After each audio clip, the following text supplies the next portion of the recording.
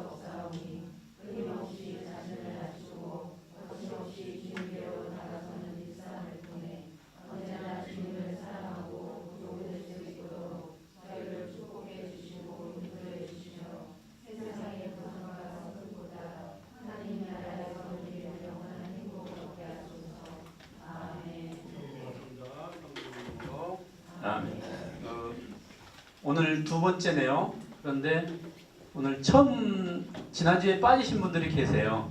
그죠? 손 한번 들어보시겠어요? 그 자리에 일어서셔서 좌우를 향해서 보시고 인사 나누겠습니다. 자. 예. 오늘 이 자리에는 지금 앉으시고요. 한 단체에 두 분씩 오셨어요. 왜냐하면 대표하고 실무자 두 분이 있어서 우리 지금 보니까 청년 청소년 분과가 막강해요. 한쪽 다 차지했습니다. 환영하고요. 신부님 말씀 듣고 시작하도록 하겠습니다. 안녕하십니까. 네, 오늘을 위해서 어제 머리를 깎았어요. 그 원장님이 어딜 가셔가지고 그 애기 엄마가 깎아줬는데 이게 좀 더 낫다고 그러네요. 그렇죠? 애기 엄마가 잘랐어요 어제. 그래서 이렇게 좀 머리도 좀 깎고 이제 이렇게 왔고요. 이제 우리 2018년도 3호 계획서를 이제 짜야 되는데 알다시피 본당의 전통이 중요해요. 그렇죠? 우리가 이제 어떤 성당을 만들어 나가느냐 하는 것은 이제 우리 손에 달려 있는 거죠.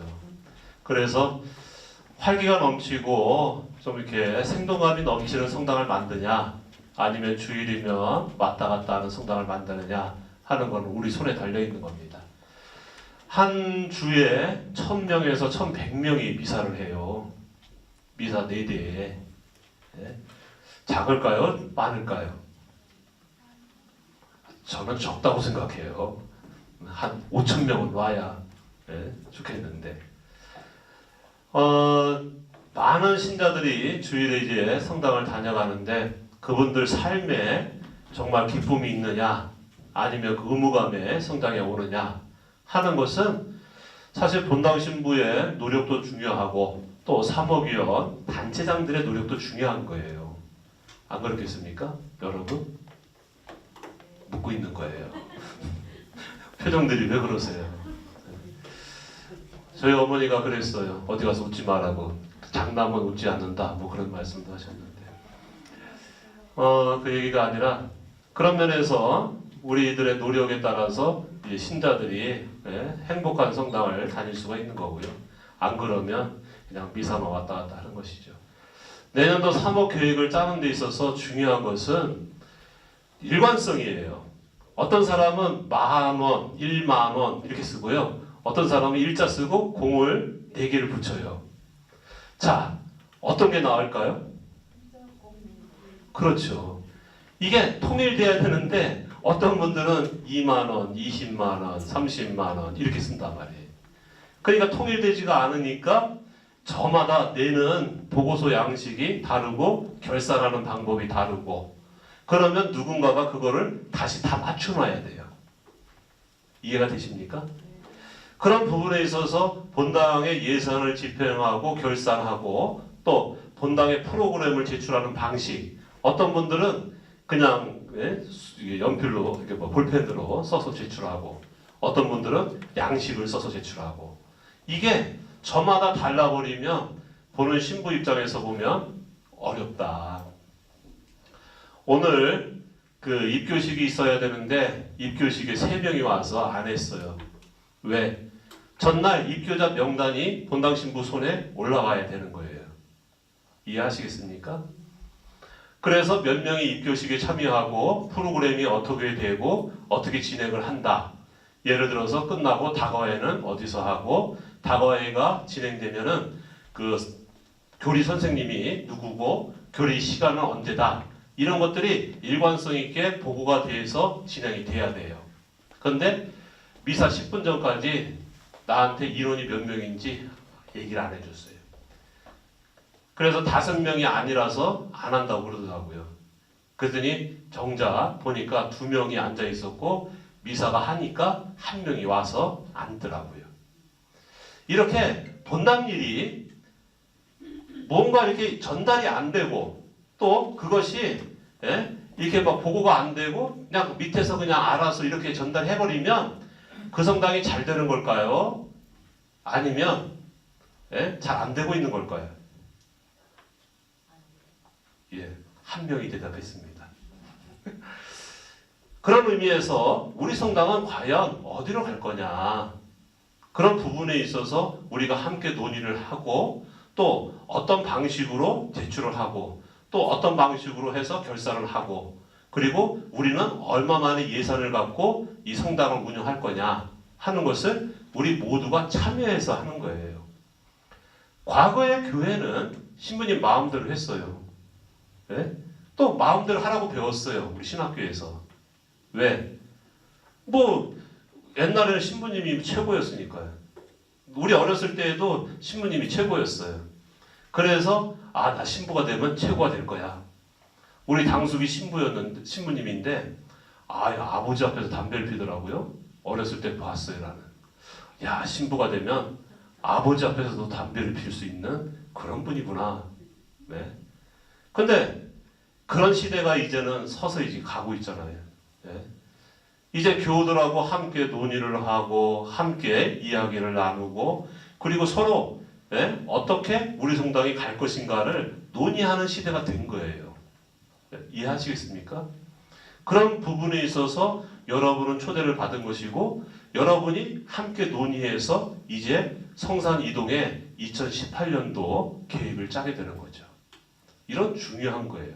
이제 우리도 인식을 바꿔서 사제도 여러분들에게 도움을 청하고 여러분들도 이제 여러분의 생각을 교회에 전달을 해서 그것이 함께 병행이 돼서 함께 사목을 구성해 나갈 거다. 그런 의미에서 이런 자리를 마련한 거예요. 다소 딱딱하고 또 내 발표할 시간도 없고 하지만 그럼에도 불구하고 중요한 것은 우리 성당이 이렇게 돌아간다는 것을 함께 공유하는데 그 의미가 큰 거죠. 이해하시겠습니까? 내가 너무 오래 했나 보다. 다들 짜장면이 지금 속에서 막 부풀어 오르고 있어요. 지금 여 가슴까지 올라와 있어요. 이때 마이크를 넘겨줘야 되는 거예요. 안 그러면 욕 먹어요. 자, 하여튼 오늘 귀중한 시간 함께 해주셔서 감사하고요. 우리가 서로 함께 이 성당을 함께 해 나간다는 것을 인식하시고 이 시간을 함께 해주시면 고맙겠습니다. 감사합니다.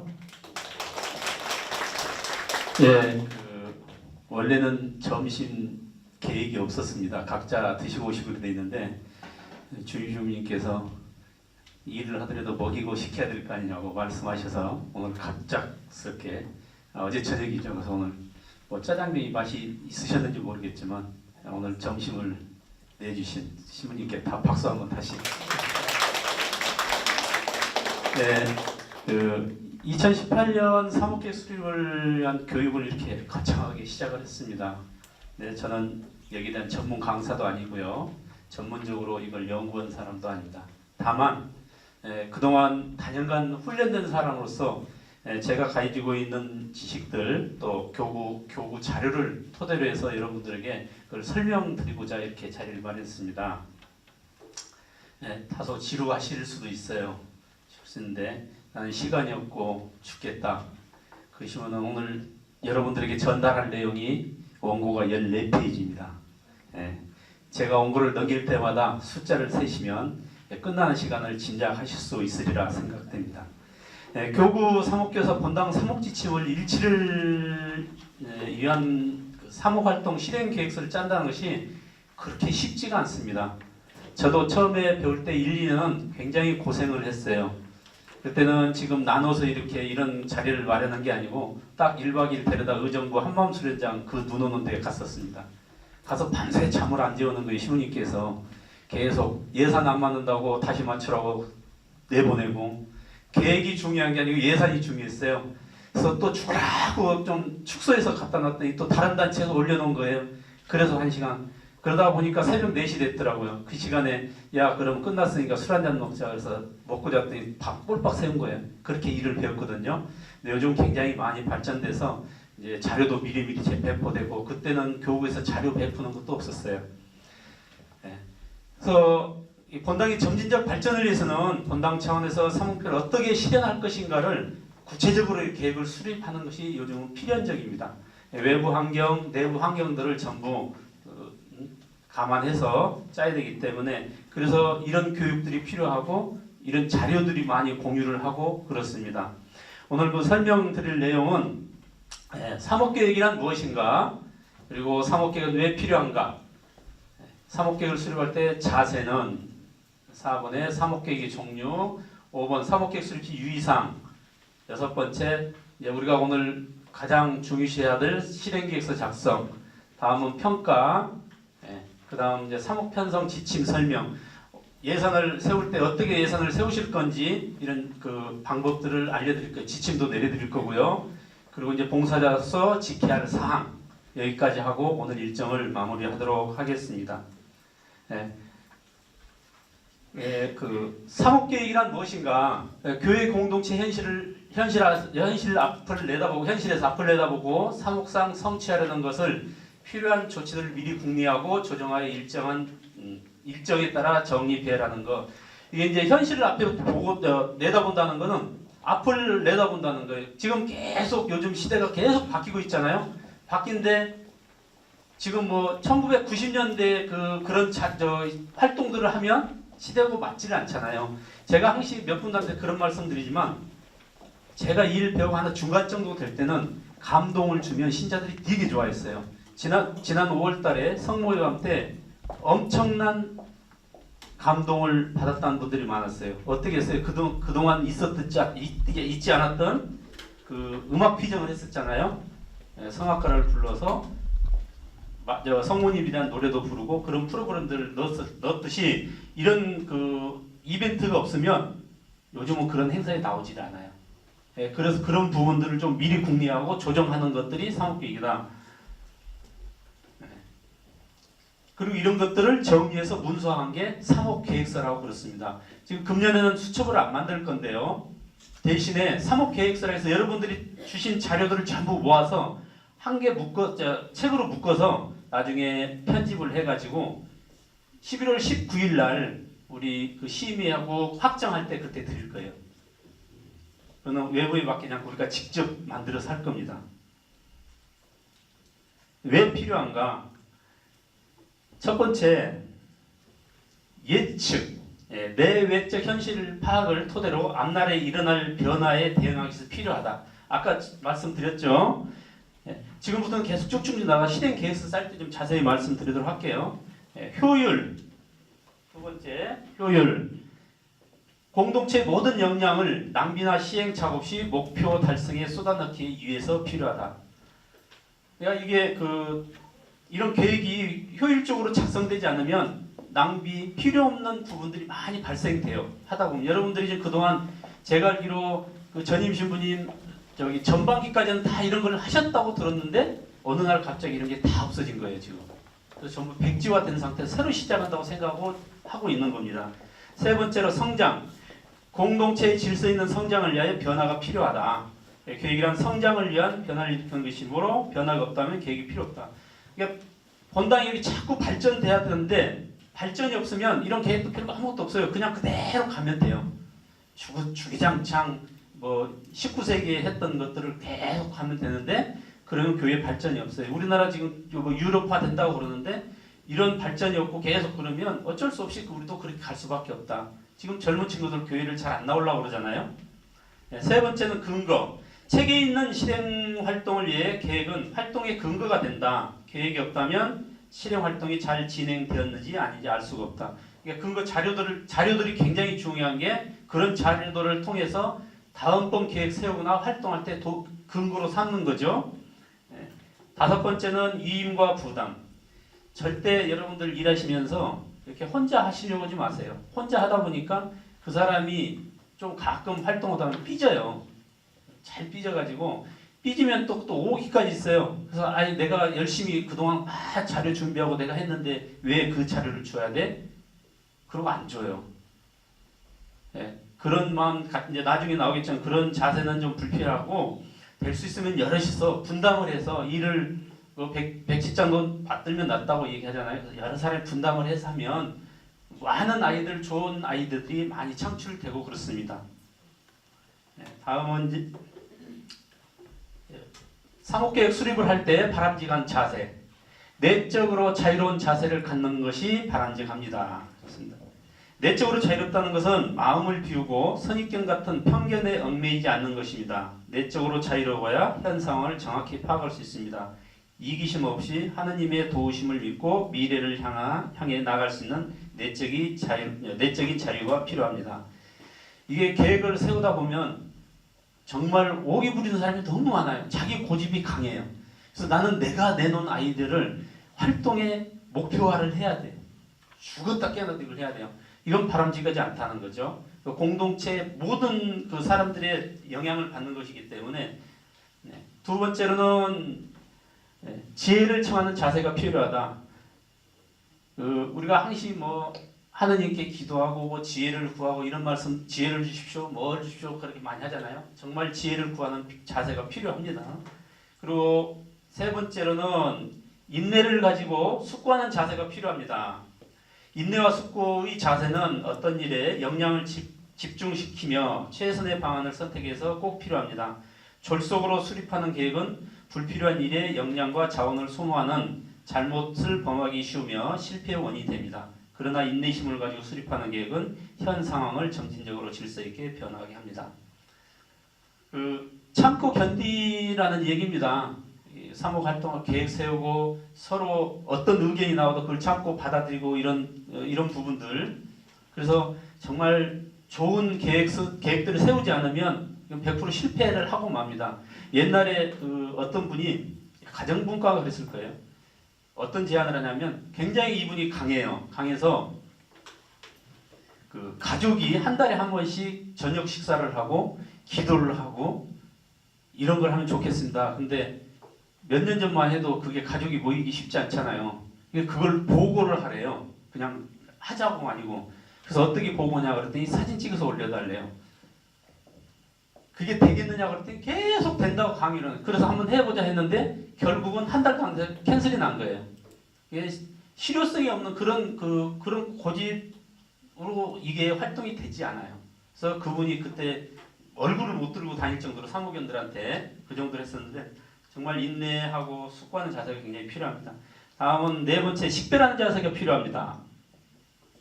하느님의 뜻에 맞는 것을 계획에 반영하기 위해서 식별하는 자세가 필요합니다. 계획을 수립하는 사람의 개인적인 방안을 뛰어넘어 공동선을 추구하기 위하여 하느님의 뜻을 살펴야 합니다. 올바른 식별을 위하여 하느님의 뜻을 구하는 겸손한 사람의 기도와 묵상이 필요합니다. 네, 아시겠죠? 다음은 이제 사목계획의 종류를 혹시 사목계획의 종류 아십니까? 사목교서가 있고 사목지침이 있고 실행계획이 있습니다. 사목교서는 교구 전체에 적용되는 계획서입니다. 그래서 교구장님께서 내려주시는 계획입니다. 사목교서는 교구장이 포괄적으로 설정하신 교구 3목 목표와 이 목표를 달성하기 위한 방안, 포괄적인 교구 기본 방침으로 구성되어 있습니다. 그래서 아마 그 신임 분과장님들은 교육을 신청해서 지금 제가 그 공지를 해드렸는데 분과장님들은 가서 교육 받으시면 이런 내용, 책을 받으시고 이런 내용을 좀 교육을 받으실 거예요. 다음은 이제 사목 지침입니다. 사목 지침은 본당, 교구 부서, 교구 기관, 교구 단체에 적용되는 계획입니다. 그래서 매년 신부님께서도 연말에 내려주시고 지금 여러분들 책상에 2018년도 성산 이동성당 사목교서 실행사항이라고 해서 프린터가 하나 나갔을 겁니다. 내년에 실행할 내용입니다. 그래서 이게 사목지침이라고 합니다. 실행계획이란 본당, 교구 부서, 교구 기관, 교구 단체 내의 분과, 부서, 단체의 구체적인 활동 계획입니다. 지금 앞으로 여러분들이 세워야 될 부분이 이 실행계획이라는 겁니다. 그래서 여러분들한테 아까 다른 본당의 샘플과 양식과 같이 드렸는데 그거 보시고 신부님께서 내려주신 내년도 실천 사항까지 보시면서 계획을 세우셔야 돼요. 지금 아마 계획이 작년에 없어서 나는 어렵다 하신 분들은 저하고 같이 시간을 잡아서 한번 제가 지금 정확히 어느 단체가 어떤 활동을 하는지 예를 들어서 성모 성심에는 장사하는지는 알아요. 근데 그 돈이 어디 쓰이는지 어떤 목적으로 활동을 하는지를 전혀 몰라요. 지금 아까 채나콜로도 여쭤봤는데 보니까 그게 다락방 기도의 그건가요? 그거하고 비슷한가요? 같은 건가요? 네, 그런가요? 제가 이제 그동안 좀 쉬었더니 그렇게 명칭이 바뀌었어요. 저는 다락방 기도에는 제가 대충 알고 있거든요. 그렇습니다. 그래서 그때 같이 좀 계획을 짜는 걸로 할게요. 여러분 잘 모르시는 분들은 이제 유의사항입니다. 계획으로 인하여 영향받을 사람을 중점적으로 고려해서 세워야 된다. 이게 본당 신자들을 우리가 지금 활동하는 게 뭐예요? 본당 신자들 사목을 활동을 하기 위해서 신자들을 대상으로 지금 하고 있잖아요. 근데 다른 사람의 영향을 받는다. 아니면 주일학교 행사를 어른들이 받는다. 이런 부분은 아닌 거죠. 그게 어떤 사람이 영향을 받을 건지를 파악하고 이걸 중점적으로 짜야 된다는 거죠. 실행 결과를 평가 가능하도록 수립한다. 이제 아까 말씀드린 그런 내용이에요. 이거 평가를 할 수 없는데 계속 우겨요. 죽어도 그건 파악할 수 있다는 거예요. 기도를 어떻게 파악할 거냔 말이에요. 그 가정에서 그 사람들의 가족들이 모였는지 기도를 하는지 전혀 몰라요. 사진 찍어서 보내달라고 하지만 안 보내주면 끝이에요. 그래서 이게 평가가 가능한 부분만 해야 된다. 평가가 불가능하면 할 수가 없어요. 이게 잘 됐는지 안 됐는지 알 수가 없으니까. 계획된 수립에 대해서 홍보를 잘해야 된다. 지금 지난번에 제가 전신자 성지순례 갈 때 포스터 붙이고 홈페이지도 올리고 계속 주보에도 나갔고 또 뭐였습니까? 매주만 나와서 접수하고 계속 말씀드리고 또 로비에 또 화면도 성지에 대해서 화면 틀고 그랬죠. 그런 부분들이 굉장히 중요합니다. 앞으로는 계속 그렇게 할 거고요. 그래서 신자들이 주보만 보고 될 것 같다? 이거는 이제 지금 천만의 말씀입니다. 예를 들어서 내가 이달 한 달 내에 어디 가야 돼요. 가야 되는데 주보를 못 볼 수 있어요. 근데 홈페이지는 본단 말이에요. 홈페이지도 보고라도 알 수 있도록 여기저기 모든 가용할 수 있는 홍보 매체는 전부 동원해서 홍보를 해야 된다. 이제는.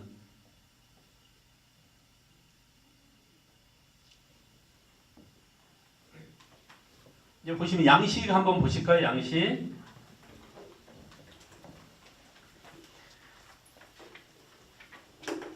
이제 양식을 보시면 원래는 이게 제가 처음에 배우고 이럴 때는 이 과정을 다 걸쳤어요. 전부 내외적 실태 파악을 하고 같이 모여서요 토론하는 거죠. 파악된 현상에 또 거기에서 문제를 추출하고 핵심 문제를 또 그걸 압축해서 거기에서 또 그걸 어떻게 실천할 건지 그리고 목표화했어요. 그래서 옛날에는 이런 게 없으니까 그 차트식으로 있죠. 어르신들은 아실 거예요. 해보셔서 차트에다 다 써가지고 이렇게 해서 일일이 긴 막대기 대고 설명했었어요. 네, 그렇게 일을 배우기 시작했습니다. 근데 요즘은 너무나 좋아해서 이렇게 다 하니. 근데 지금 이 단계는 여러분들이 하시기가 쉽지가 않아요. 지금 현 상황에서는. 왜 그러냐면 여러분들 무시해서가 아니고 시간이 없어요. 제가 어느 내년에 시간이 되면 혹시 브레인 스토밍이라고 들어보셨나요? 예, 젊으신 분들. 예, 그 브레인 스토밍을 한번 그 프로그램을 한번 하면 여러분들이 쉽게 이렇게 아이디어 같은 거 내고 이런 목표 창출하기가 쉬운데 현재는 조금 어렵고 지금 그 시무님께서 내려주신 실천 사항하고 여러분들한테 프린터 준 것 중에 업무 분장표가 있어요.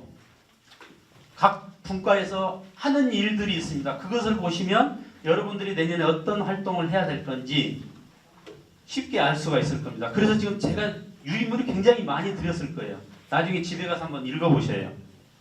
보시고 자 먼저 보시면 샘플하고 같이 한번 보세요. 양식하고 맨 위에 부분에 그 뭐가 있냐면 빈칸으로 행사해가지고 두 줄 있어요. 위에는 길게 돼 있고 밑에는 이렇게 딱딱딱 나눠져 있죠. 맨 위에 부분이 뭐냐면 이게 교고 방침이나 사목지침을 실현하는 목표를 설정하는 부분이 가장 목표. 그 다른 샘플 한번 보시죠. 뭐라고 써 있는지. 그 구역 공동체의 활성화, 업무 수행, 역할, 위탁 교육 이런 게 다 써 있을 거예요. 위에는 그 밑에 부분이 거기에 관련된 목표들을 설정하는 겁니다. 그래서 교구 위탁 교육 그러면 구반장 교육, 구역장 교육, 전례봉사자 교육 이런 걸로 쭉 쓰는 거예요. 아시겠죠? 네. 그리고 두 번째는 이제 실행 대상 인원 항목별로 몇 명이 참석을 하느냐, 몇 명 대상이냐. 예를 들어 봉사자 교육이면 5명이면 교구로 가는 건 정해져 있죠. 몇 명이. 그래서 5명이면 5명을 적는 겁니다. 그리고 그 밑에 이제 또 참석 인원이 있을 거예요. 지금 거기 대상만 적어졌죠? 대상 참석 인원. 대상은 어느 대상이냐? 전례 봉사자냐? 구역장이냐? 이런 걸 적고 그 밑에는 참석 인원을 적는 거고요. 횟수는 몇 번 할 거냐? 그래서 예를 들어서 사순 특강 그러면 1년에 사순 기간 동안 4번을 하면 4번, 3번을 하면 3번, 한 번이면 한 번이라고 적습니다. 그러니까 질문 그때그때 하세요. 다음은 이제 어디서 할 건지, 초남이 성지를 간다든지, 아니면 교구에서 카톨릭 교원 3층에 산다든지, 아니면 본당 로비에 산다든지, 유한강당에 산다든지, 장소를 기입하는 겁니다. 어디서 이렇게 장소 기입하는 겁니다. 그리고 이제 물적 자원, 활동에 소요되는 주요 물적 자원을 적습니다. 그게 뭐냐면 예산이에요, 예산. 그죠? 예산은 거기에는 총 합계만 적습니다. 별도로 뒤에 예산 계획서가 있기 때문에 거기는 총 합계. 예를 들어 100만 원이면 100만 원인데 본당 보조를 얼마 받고 자체 회비가 얼마인지 본당 보조 30이고 자체비 20만 원이면 30, 20 적고 합계 50. 거기다 다른 거 몇 명 이런 거 하는 거 아닙니다. 이건 계획서의 예산서가 아니고 보면 대충 그렇게 적더라고요. 어떻게 할 것인가. 이제 가장 이게 고민이에요. 이게 나오면 다음에 여러분들이 행사를 할 때 계획서를 제출해서 신부님께 보고를 드리고 결제를 해서 행사에 진행을 해야 되잖아요. 여기에는 어떻게 할 건지 어떤 목적을 할 건지가 다 기술이 돼야 돼요. 요약해서. 그러면 다음에 계획서를 세울 때 쉬워요. 행사의 성격 같은 걸 보면 아시리라고 생각합니다. 아시겠죠? 예. 저희 같은 경우에는 이제 교사하고 자모하고 협조하는 건들이 중간중간에 야외 이제 전화기나 이런 것들이 있어요. 근데 우선은 그러면은 잡히지 않은 일정들이잖아요. 그거는 이제 갑자기 되는 경우도 있어서 저희가 하나를 그러면은 야외 일정으로 그냥 예비로 하나를 적어서 그러니까 이미 계획이 안 돼 있는 거를 갑자기 하는 거다. 그 부분은 별도로 품위를 해서 하셔야 돼요. 하나를 지금 진행하고 있는데 갑자기 이게 필요해요. 이 행사가. 그러면 지도신부님하고 상의해서 사목회 의결을 거쳐서 이 행사를 하도록 이렇게 품위를 받으시면 됩니다. 그때요. 네. 네. 여기에는 근데 지금 어떻게 갑자기 나타나는 행사가 없잖아요. 알 수가 없잖아요. 그죠? 지금 있다면 그 행사 계획서에 넣어야 되겠죠. 알 수 없는 것들은 지금 전혀 백지 상태예요. 이건 계획도 전혀 없어요. 아무것도 없어요. 그런데 이 시부님께서 이제 사목을 하시다 보니까 이런 건 좀 갑자기 좀 해야 되겠다. 그럼 갑자기 하는 거예요. 그런데 그 계획서를 세워서 사목회 분과장님 통해서 사목회 의결을 거치고 하면 돼요.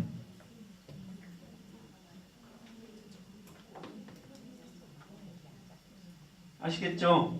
이제 이해 가세요? 지금 전혀 백지 상태인데 모르니까 계획서에 넣을 수 없죠.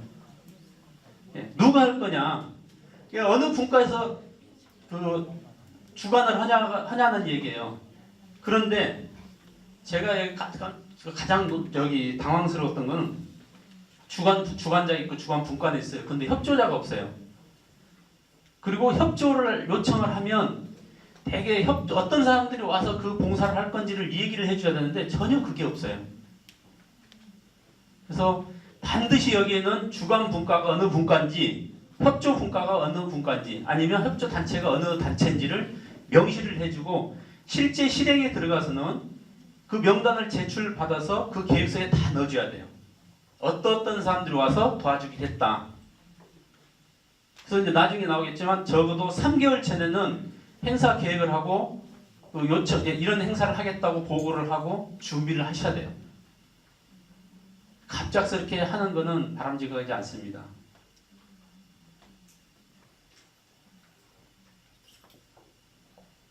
여기까지 뭐 궁금한 사항이야?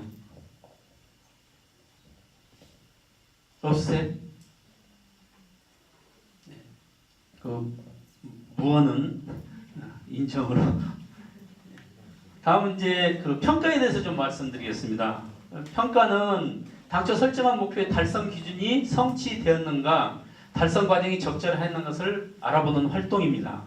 그래서 그 달성 기준은 뭐냐면 목표 항목에 다 기록이 돼 있죠. 그리고 인원이 돼 있고 이것이 달성됐는지 않는지를 보는 거예요. 그래서 또 그 평가를 하다 보면 사람들이 굉장히 언짢아해요. 왜냐하면 거기에 잘못된 것도 다 이 얘기를 해야 되잖아요. 그러니까 그걸 왜 해야 되냐고 얘기를 많이 하는데 절대 그건 잘못된 생각입니다. 그래서 평가는 항시 하셔야 돼요. 항시. 행사가 끝나면 바로 하셔서 그 자리에서 하실 수 있으면 하시고 아니면 그 다음 날이라도 모여서 해야 되면 해서 그 기록으로 남겨놔야 됩니다. 자, 평가할 때 바람직한 자세는 첫째, 활동에 참여했던 모든 사람들의 관계에 대한 성찰과 실패까지도 사랑으로 수용하는 겸손한 자세가 필요하다. 그러니까 실패를 했건 뭐가 잘못됐건 누가 실수를 했건 전부 받아들이자는 얘기예요. 그 겸손한 자세가 필요하다.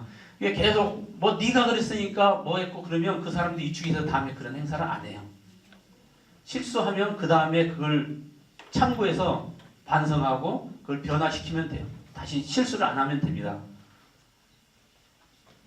둘째, 계획을 실행하는 변화 과정에는 모두 함께 하기 위하여 오랜 시간이 필요하다는 사실을 깨닫고 수용하는 용기와 인내를 갖는 자세가 필요하다.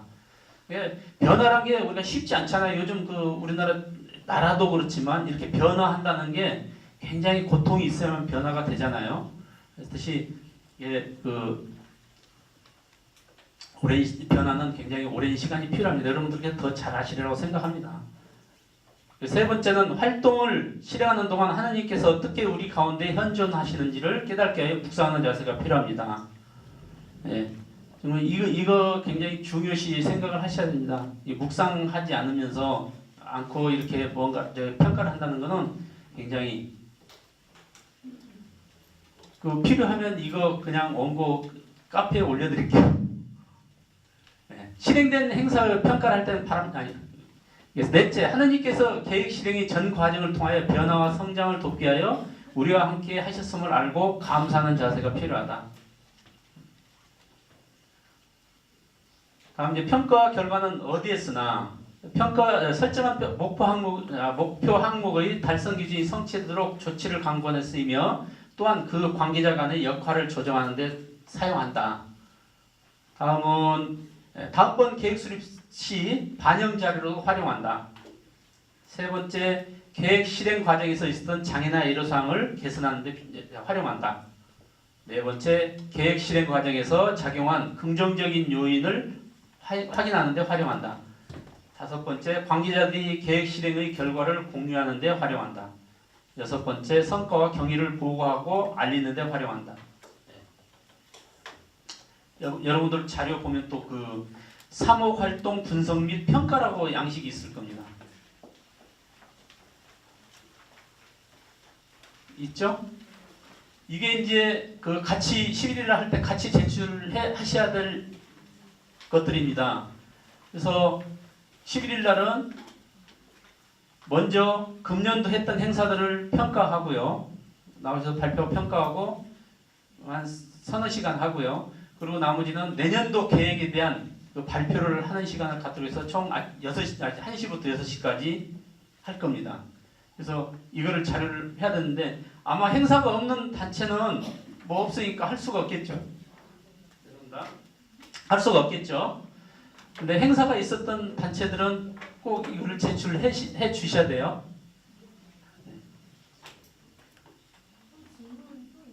예? 예. 예.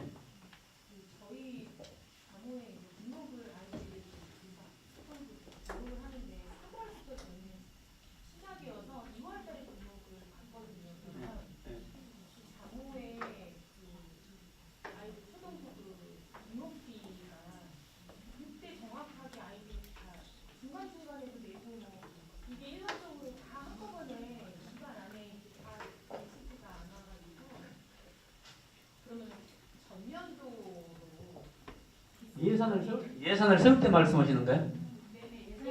저희 관시인데 그 예산은 좀 이따 얘기하죠. 그 계획평가서 작성은 무엇을 했는지 행사명을 기입하고 대상 인원 기입하고 계획했던 인원이죠. 대상 인원은 처음에 목표로 한 인원이 있죠. 예를 들어서 300명을 목표로 했다. 그 인원을 적고 그 밑에는 실제 참여 인원을 적습니다. 다음은 이제 편성됐던 예산을 본당 보조와 자체 예산으로 구분해서 기입을 하고요. 다섯 번째, 본당이 결산한 금액을 기입, 본당 보조 단체 보조 자체 구분해서 결산도 다 기록을 해야 됩니다. 그래야 나중에 그날 평가할 때 예산이 많이 쓰였는지 적게 쓰였는지 알 수가 있어요. 예, 금년에 했던 거요. 예. 활동 내용을 기술, 목적 취지 등을 기술합니다. 그 밑에 보면 실행 결과가 있죠. 실행 결과에서 그동안 그 행사를 치르고 난 뒤에 평가를 했잖아요. 그 부분들 여기다 다 옮겨서 적으시면 돼요. 한꺼번에. 그래서 지금 3칸으로 나눴는데 이게 3칸에 넘친다. 네 개 행사를 4개 했는데 좀 그렇다 그러면 이게 좀 그 칸을 나눠서 4칸으로 한 장으로 줄이시면 돼요.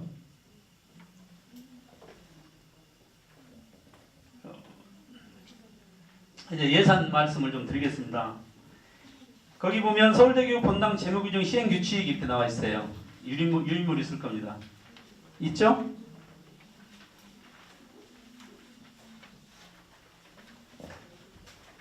유인물이 예, 맨 뒷부분에 있을 겁니다. 네. 이게 이제 되게 사람들이 어떻게 까딱 잘못하면 본당 돈을 자기 개인 돈처럼 쓰려고 하는 사람들이 있어요. 이게 뭐냐면 이런 지침서를 내려주지 않으니까 예산이 어떻게 쓰는지 본당 돈이 어떻게 쓰이는지 모르니까 자기 마음대로 쓰려고 그러고요. 또 이렇게 신부님께서 어떤 특별한 거를 뭘 하려고 해서 막 하시면 본당 돈을 함부로 쓴다고 말해요. 사실 본당에서 신부님이나 사무께서 쓸 때는 그 계획된 예산에서 쓰는데 자꾸 엉뚱한 소리들을 해요. 이런 것들을 알려주지 않으니까 자꾸 엉뚱한 생각들을 하고 있는 거예요. 왜냐하면 자기가 그렇게 쓰고 있거든요. 절대 안 된다. 본당돈은 우리 돈이 아니고 하느님의 돈이에요. 하느님의 돈을 내 마음대로 쓰려고 하겠다는 거죠. 그게 혼자 독선적으로 계속 활동을 했기 때문에 이런 현상이 생겨요. 그래서 거기 보시면 서울교구 본당 재무규정 시행규칙 3조 4조에 명시가 분명히 되어 있습니다. 이 지침을 시달하도록 되어 있고 언제까지 시달하고 언제까지 또 저기 사무께서는 단체하달하고 이런 것들이 쭉 나와 있어요. 3조 4조에. 그리고 4조의 집행 예산 집행에도 어떻게 하라고까지 다 나와 있습니다. 이 부분 한번 읽어보시고요. 근데 여기 중요한 거 여러분들 본당 그 예산을 쓰고 남으면 어떻게 하세요? 네? 반납해요? 네. 근데 가끔 이런 분들이 계세요. 본당 예산하고 자체 예산하고 있으니까 돈을 안 줘요. 그래서 왜 안 반납을 안 하냐 그랬더니 자체 예산이 있기 때문에 본당 예산은 다 썼어요. 그건 아니에요. 일단 여기 예산에 본당 보조 자체 예산이 딱 들어가면 그건 통틀어서 예산으로 들어가는 거예요. 그래서 본당돈을 썼건 자체 예산을 썼건 그 전체적으로 다 쓰고 나머지는 무조건 본당 반납을 해야 됩니다. 이런 부분이 굉장히 민감해서 자꾸 사무장님들하고 싸워요.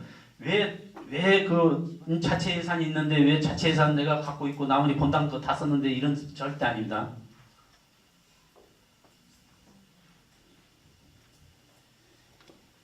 가장 중요한 걸 말씀드리겠습니다. 그동안에는 여러분들이 보니까 예산을 신청하잖아요. 예산 신청서를 신청을 하고 그 예산 신청서를 뚝 던져놓고 사무실에 던져놓고 아무것도 안 해요. 그리고 어느 날 갑자기 와서 사무장님한테 돈 주세요. 근데 앞으로는 이러면 안 됩니다. 내년 지금 당장이로부터 어떻게 하시냐면 일단 선결제 후 집행을 원칙으로 하겠습니다. 그래서 여러분들이 계획서를 작성을 하고 소속 분과장님 사인을 받으시고 지금 현재 재정분과장님이 안 계신데 조만간에 재정분과장이 선정이 되시면 재정분과장님 사인 받고 회장님이 선임될 때까지는 부회장님이 대신 사인을 하시게 돼요. 회장님까지 사인을 받고 사무실에 제출을 해주세요. 아시겠죠? 어려우세요? 그게 원칙이에요. 사무경들은 주일날 거의 다 나오시잖아요. 아니면 전화를 해서라도 사인을 해달라고 요청을 하세요. 지금 어떤 문제가 발생되냐면 그렇게 안 하면 나중에 잊어버리고 안 하는 경우 있어요. 전부 교구 재정감사의 지적사항입니다. 사인이 없으면요. 그리고 지출이 안 돼요. 원래 교구에서도 선결제가 되지 않으면 집행이 안 됩니다.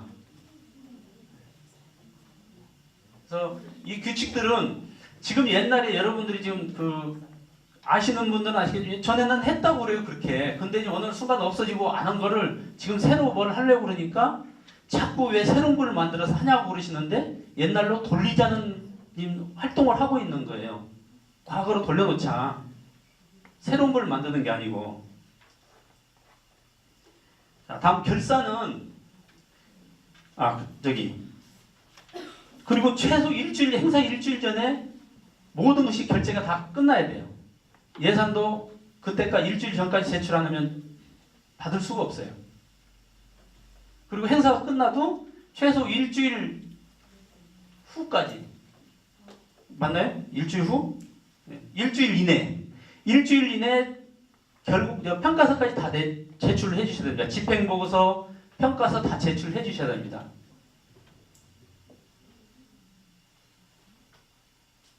아시겠죠? 할 수 있죠? 예? 요즘 어느 애들 프로그램에 할 수 있다 자주 나오던데 다 하실 수 있는 겁니다. 안 해서 그렇죠. 예산 수령이나 이런 거에 대해서는 이제 참조적으로 하시면 되겠고 예산 계획서 작성하는 걸 알려드리겠습니다. 그동안 예산 계획서를 어떻게 작성해서 본당에 제출하셨나요? 그냥 전신자 성지순례 그러면 1,000만 원, 1,000만 원 이렇게 해서 하셨나요? 전 자료가 없어서 제가 여쭤보는 거예요. 잘 모르세요? 어떻게 했는지? 자, 이제 새롭게 시작하겠습니다. 예산 실행 계획서에 있는 행사들이 비용이 필요한 그 행사들은 여기다 다 기록을 해야 됩니다. 다 다만 문구류를 산다거나 뭐 비품을 산다거나 이런 것까지 다 들어가는데 그 사목 실행 계획서는 안 들어가는 거예요. 그거는 다 예산에만 들어갑니다. 여기서 가장 중요한 건 산출 근거를 정확히 적어 주셔야 돼요. 이게 나중에 예산 심의할 때 필요합니다. 그랬더니 어느 분이 그래요. 물가가 오르는데 지금 물가가 조사를 해가지고 하면 다음에 물가 오르면 어떻게 해요라고 하시는데 걱정 안 하시더래요. 내가 다년간 하면서 그렇게 예산 편성하고 물가 올라서 예산 오버된 적 한 번도 없었어요. 현 시세대로 산정을 해도 상관이 없습니다. 충분히 가능합니다. 그래서 꼭 이 산출 근거는 적어 주셔야 됩니다. 그래서 뭐 교육을 간다 그럼 교육 몇 명, 점심 식사를 하면 점심 식사 몇 명, 얼마, 총기 얼마 이렇게 합계가 나오도록 해 주십시오.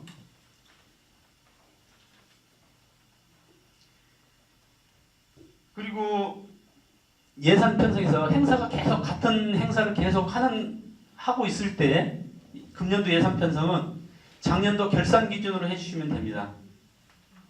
무슨 얘기냐면 작년에 전신자 송지 수료를 1,000만 원을 예산을 세웠어요. 그런데 금년에 행사를 치르다 보니까 90만 원밖에 안 들었어요. 그럼 90만 원으로 예산을 세우는 겁니다.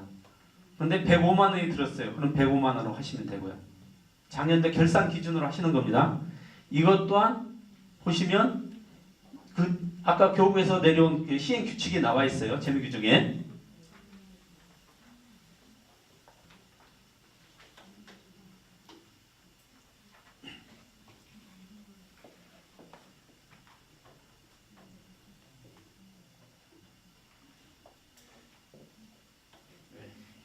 다음은 이제 그 예산하는 부분은 다른 문제 없으시죠?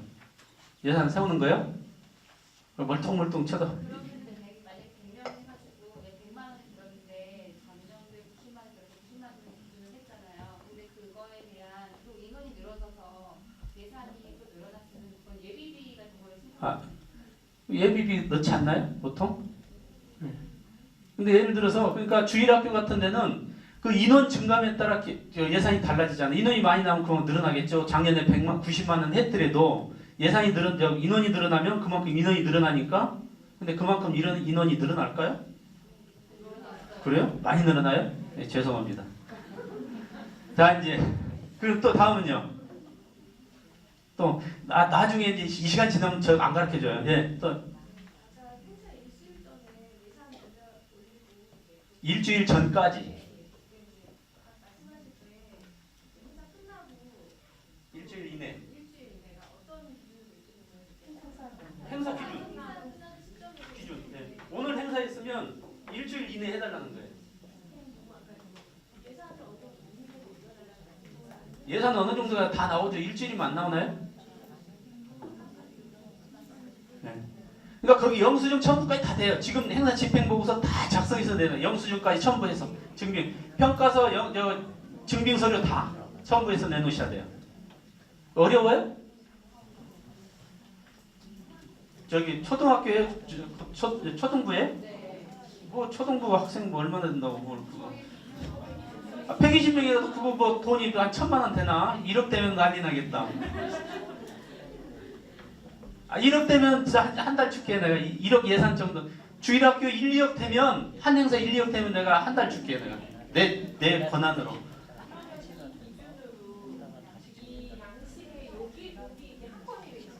그렇죠. 예. 아니 한 건이 세 건이면 세 개 다 쓰고. 이거는 지금 드린 양식은 연말에 하는 거고요. 네. 여기서 얘기하는 거는 그때 행사할 때마다 얘기하는 거고요. 제가 얘기했던 거 그거고요. 사안마다 얘기하는 거고요. 죄송합니다. 이 전달이 잘못돼가지고. 예, 예산 신청서, 집행 보고서. 네, 그걸 얘기했잖아요. 어디 달나라 갔다 오셨나? 예, 카페 자료실이 올라가 있습니다. 그래서 아까 계속 얘기했지만 카페 전부 가입하시고요. 우리 총무님에서 홍보과장님에서 계속 지금 보고 있어요. 여러분들 카페 가입하면 계속 등록을 해줘야 그걸 볼 수 있기 때문에 계속 하고 있어요. 빨리 하셔야 돼요. 그리고 가끔 오셔서 그냥 나가지 마시고 댓글도 달아주시고요. 아셨죠?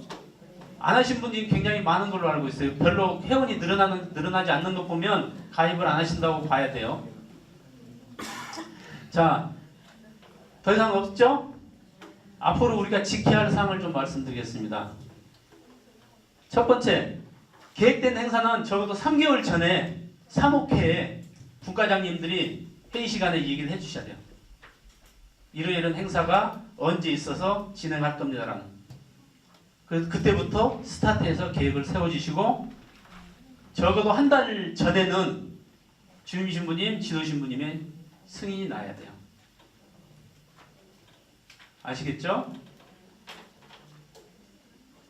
두 번째, 제발 좀 신앙의 눈으로 좀 뭔가 좀 했으면 좋겠어요. 정말 세상의 그 눈으로 보지 말고 신앙의 눈, 하나님의 눈으로 좀 보시고 행사를 좀 했으면 좋겠습니다. 삐지지들 마시고요. 정말 여기 와서 내가 너무너무 잘 뭐 이 얘기하기가 무서워요. 너무 잘 삐져. 어른들이 왜 이렇게 잘 삐지는지 모르겠어요. 세 번째, 아까 얘기했죠? 그리고 예산 반드시 반납하라고 했죠? 그리고 제발 나 아니면 안 돼. 내가 최고인 양 말씀들 좀 안 했으면 좋겠습니다. 정말 당부드립니다. 아까 이제 그 서두에 신부님께서도 말씀하셨지만 이게 문제예요. 이게 자기가 막 해놓고 자기는 어디 나몰라러 가요. 누구한테 인수인계하는 사람도 없이 누구한테도 얘기 없고 그러고 가요. 그리고 더 황당했던 거는 사무실 가서 단체 명단을 좀 달라 했더니 단체 명단이 없어요. 제가 옆에서 사이드에서 듣는 소문은 단체가 다 구성됐고 임원이 다 선임됐다는 또 사무실에서 모르고 있어요. 일단 단체에서 일어나는 모든 변화는 사무실에 아니면 저기 지도신부님이나 수녀님, 주임신부님한테 꼭꼭 보고를 해야 돼요. 정말 이거 참 중요해요. 이게 자기들끼리 쑥덕쑥덕 많은 거예요. 이 본당 사도직 단체가 망하는 이유가 그거예요. 그냥 자기가 잘났다고 자기 혼자 쑥닥쑥닥하고 많은 거예요. 제가 최근에 저기 10지구인가 9지구의 성소원의 회장님을 알아요. 이번에 새로 선임된 분인데 이분이 저한테 뭐라 하냐면 지금 성소원회가 골머리가 아프세요. 그래서 왜요? 그러니까 그 구역 그 지구에 성소원회장을 10년 한 사람인데 10년. 그래서 그 사람을 정의하려니까 그 옆에 있는 사람들이 꼼짝을 못하게 만든대요. 근데 고집이 얼마나 센지 그 양반 고집을 누구도 못 꺾는데요. 그래서 그 사람을 제거를 해야 되는데 고민이라고 하소연 하더라고요. 뭐 대단한 거라고. 뭐 대단한 거예요. 그 성수원 회장이. 또 돈 쓰는 것도 자기 고집대로 쓰려고 그래요. 정말 이거 좀 고쳐야 된다. 이거 반대 의견에 절대 흥분 좀 하지 마세요. 그동안 제가 기획분과장 5개월째 활동을 하고 있는데요. 정말 힘들었던 분들이 지금 말씀하시는 분들이에요. 우리 본당의 실정이에요. 제발 좀 아무리 자기 의견이 좋아도 상대방 의견도 좀 듣고 했으면 좋겠습니다. 또 한 가지는 이 지난 성지순례 갔는데 몇몇 분들이 저한테 당부를 하는 말씀이 있었습니다. 이거요.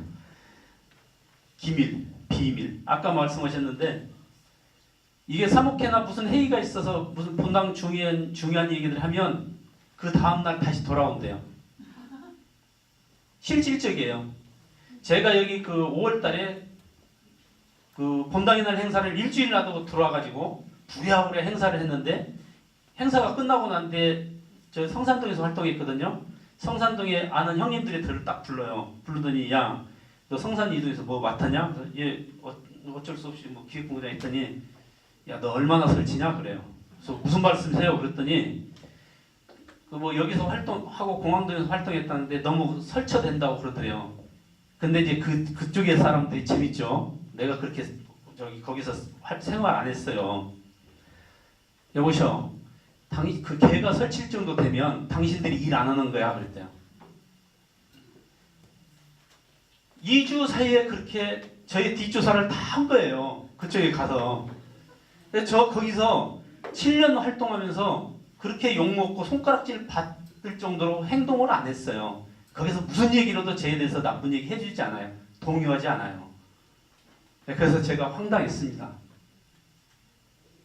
제발 어차피 이런 활동에 대해서는 나중에 알게 돼요. 알게 되지만 오해의 소지들이 있어요. 이 얘기를 하다 보면 어떤 행사를 하거나 예를 들어서 지금 우리 기계식 주차장이나 1년 내내 신부님께서 얘기를 했어요. 지금까지 해결 안 됐습니다. 기계식 주차장 지금 준비하고 있는데 지혜관 처리 문제도 1년 내내 말씀하셨는데 누구도 눈 하나 깜짝 안 해요. 근데 밖에서 들리는 소리는 엉뚱한 소리들을 해요. 그래서 이런 거는 좀 될 수 있으면 기밀을 지킬 거는 기밀을 지켜줬으면 좋겠다. 뭐 국가 비밀은 아니지만 적어도 한 달은 가야 되지 않겠어요? 무슨 얘기 있으면. 정말 이거 본당 선익을 위해서 생각하고 어떤 게 본당 공동체 손상시켜 분열은 시키지 않았으면 좋겠습니다. 예, 여러분 여기서 여러분들 교구 인사 시스템 잠깐 신부님께 말씀드리면 어떤 풍랑이 일어나면요 본당이 그 다음에 신부님 어느 신부님 오시는데 아무것도 조용히 계신 신부님 보내셔요. 최 신부님 오셨죠? 그래서 뭐 아무것도 안 하셨잖아요. 조용히 계셨잖아요. 자, 근데 이제 다음에가 문제예요. 어떤 신부님 오셔요? 질서를 잡기 위해서 이건 사실이에요. 질서를 잡기 위해서 좀 강하시고 체계적으로 일하시는 신부님을 보내세요. 왜 그런지 아세요? 지금 예를 들어서 한 1년 사이 무슨 일이 있다 그러면 5년 동안은 조용히 가라앉혀요. 조용히 있다가 나중에 다음 신부님은 좀 일도 하고 뭔가를 가르치고 새롭게 변화를 줘야 되잖아요. 그래서 신부님을 보내세요. 그런 신부님이 이제 우리 바오로 신부님 적임자라고 생각해 여기 오신 거예요. 근데 신자들은 그거를 모르고 계속 신부님이 뭘 하시려고 그러니까 계속 다른 데서 악의적인 소문 퍼뜨리고 뭐 신부님이 강하느니 어쩌느니. 물론 저도 어느 때 같이 서 있으면 신부님 키가 있으시니까 저도 기가 죽어요. 눌려요. 그런데 그러실 필요 없어요. 호식이 얼마나 좋으세요. 이렇게 여러분들 많이 점심도 제공해 주시고 사탕도 갖다 주시고 정말 좀 분열시키는 이런 행동은 안 했으면 좋겠습니다. 분명히 하나 알아드릴 거는 사목이나 단체장들은 본연의 업무가 신부님 사목 활동을 돕는 역할입니다. 자기 위에 군림하고 자기가 나서서 뭘 하고 하는 게 아닙니다. 절대 돕는 역할이지 절대 자기가 최고 위에 있다는 생각을 버리시면 됩니다. 오늘 이 당부 말씀은 10대 사목회가 그동안 어찌 됐건 다 리셋을 하시는 게 좋겠습니다. 리셋 하시고 새롭게 변화를 가지고 제가 여러분들 어렵지만 계속 밴드로 이렇게 소통을 하고 이런 것들이 사실 저는 단체장님들하고 소통할 이유가 없어요. 실질적으로 분과장님들만 하고 분과장님들이 여러분들한테 전파하시면 돼요. 근데 가끔 분과장님들도 바쁘셔서 소통이 안 되고 긴급 전달 공지사항이 있을 때는 제가 직접 하기 위해서 구역장님들, 단체장님들, 사무관들 전부 밴드를 운영하고 있는 겁니다. 그래서 잦은 소통을 함으로써 뭔가 변화를 본당에 좀 가져오고 제가 어느 날 갑자기 본당이 성령의 불꽃이 확 타올라서 요즘 화재가 났고 막 불꽃이 오르트처럼 그런 것은 바라지 않습니다.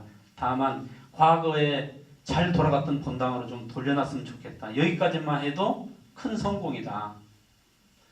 그래서 이제 이 정도로 다 끝내고요. 카페 이용하실 줄 아세요?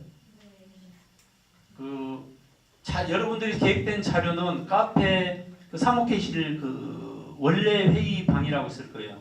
거기다 올리실 건데 제가 오늘 2018년 사목계획서 제출 요청이라고 제목을 제가 한번 보여드릴게요.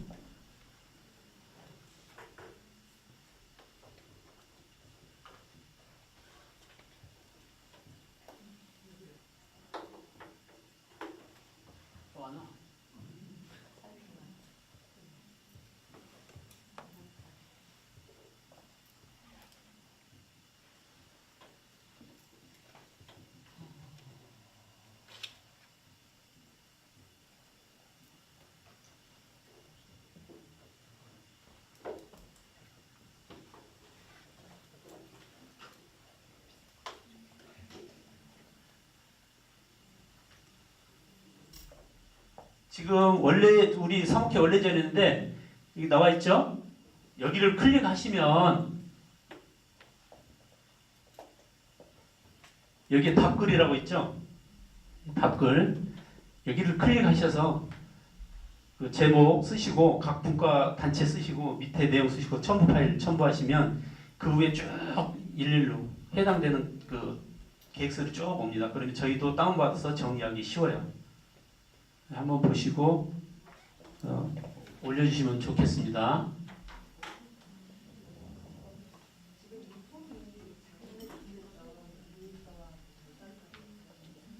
예. 예. 이게 그 교구 사목교사 양식의 양식하고 맞춰진 양식입니다. 여러 분당 쓰고 있고요. 자, 마치면서 제가 사파를 하나 보고 가도록 하겠습니다. 예, 어느 날 독수리가 이 먹이를 낚아채서 양계장 위를 날다가 낙하 지점을 잘못해서 날개를 다칩니다. 뭐야, 잘못.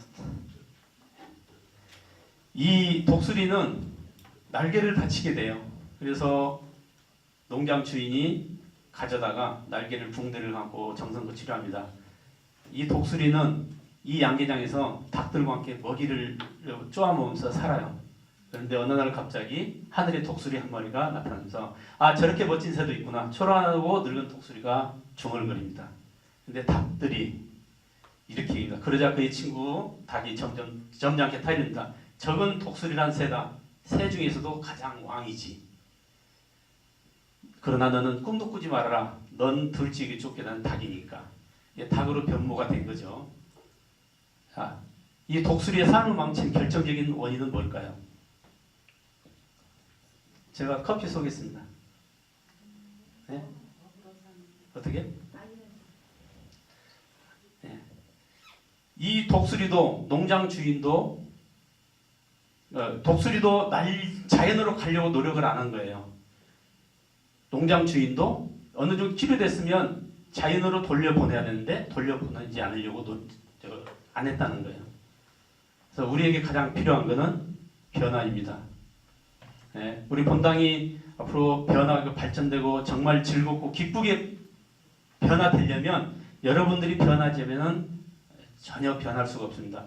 정말 신부님 계시는데 이런 말씀 드리면 어떻게 또 짜고 치는 고소리를 할지 모르겠지만 우리 바오로 신부님 이후에 이만큼 본당 발전을 위해서 노력하신 신부님이 오신다는 보장은 전혀 없습니다. 두 분이 신부님 계시지만 이 신부님 계실 때 본당 변화가 분명히 일어나지 않으면 제가 장담컨대 10년 안에 본당이 활성화되기 쉽지 않습니다. 이유는 여러분들에게 아실 겁니다. 그래서 정말 신대아들을 생각하고 사랑하고 이런 신부님 계실 때 우리 봉사자들이 좀 변화를 해서 본당 발전에 기여를 해주셨으면 좋겠습니다. 제가 그래서 그 10대 사목회 주안점을 일하는 사목회, 실천하는 사목회, 참여하는 사목회 했던 게 이런 부분들입니다. 긴 시간 동안 딱 1시간 됐네요. 감사합니다. 신부님, 예. 예. 네. 아, 그러니까 이렇게 젊은 사람인데 내 얘기일 때는 어디 갔다 온 거예요. 지금 다 여러분들 명단을 다 넘겼어요. 홍보부에 넘겼고 여러분들이 가입하면 다 등록시켜줄 거예요. 가입하면 등록해달라고 안 해도 여러분들 이름을 보고 다 등록을 시켜달라고 요청을 했기 때문에 걱정 안 하시고. 아 그래요. 가입 이름이 돼 있다면 등록 한번 해달라고 요청을 하세요. 예, 그 마침 기도와 신부님 강복으로 마치도록 하겠습니다. 자, 수고해줄 기획본과장님께 박수 한번 주십시오. 네, 감사합니다. 자, 오늘 유익한 시간이 되었으면 좋겠고요. 우리 다 같이 나와서 손잡고 성가 39장 부르고 헤어지겠습니다. 빨리 나오세요. 자, 둥글게 써서. 네. 우리 파견성가. 자, 손잡으세요. 자. 39장 성가대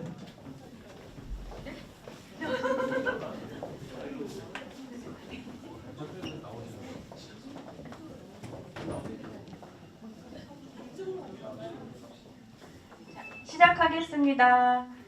성부여 이 사람들이 아버지의 뜻을 따라 진리 위에 몸 바치는 사람이 되게 하소서. 성부 나를 이 세상에 보내심과 같이 나도 사도들을 세상에 파견하옵니다. 주님께서 여러분과 함께 전능하신 천주 성부와 성자와 성령께서는 여기 모인 모든 이에게 강복하소서. 아멘. 자, 수고들 하셨습니다. 예, 작성이 어려우면 항시 저한테 전화를 주셔서 시간 잡아서 같이 하도록 해요.